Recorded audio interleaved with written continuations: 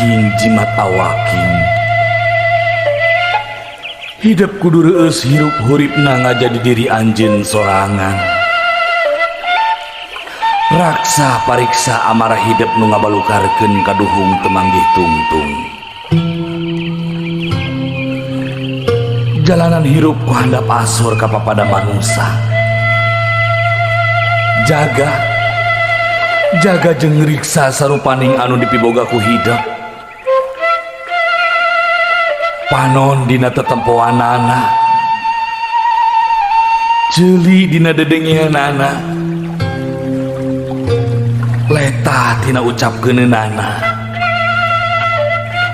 leungeun tina cacabakeunana, suku tina lampaheunana. Jaga riksa lengkah paripolah tinu hal anu matak raheut kana manah batur. Ngarah hidup hirup loba dulur, akur jeung salambur. Ulah poho, omat, jaga riksa kaluhungan alam dunya.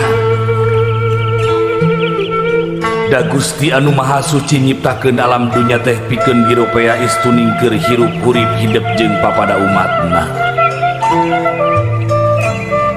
Anaking jimat awaking hidup sing sadar ngajalanan hirup hurip di alam dunya teh teu gampang. Hidup moal salawasna ngajalanan datarna hirup tangtu bakal nincak kana tanjakan jeung pudunan. Omat hidup ulah kufur, salawasna eling kanu Maha Agung, nyembah kanu Maha Kawasa. Turutkeun papagon ageman, jalankeun pituduh karuhun urang. Anaking jimat awaking dina unggal renghapna nu jadi indung bapa kaluar doa anu mustajab.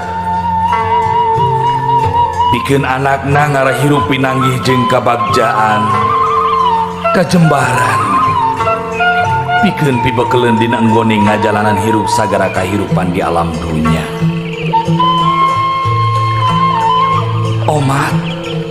Omat anaking hidup kudu silih asa, silih asih, silih asuh,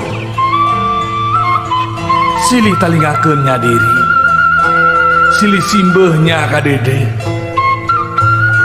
deheuskeun duduluran, raketkeun babarayaan, ulah rek pakia-kia, ulah rek pasalia paham, hamo nepi ka papasiahan. Anaking jimat awaking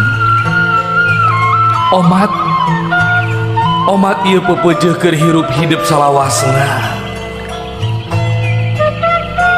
Bral anaking jalanan hirup hurip hidup, sugan jeung sugan hidup bisa ngajadikeun diri hidup jadi manusia anu unggul.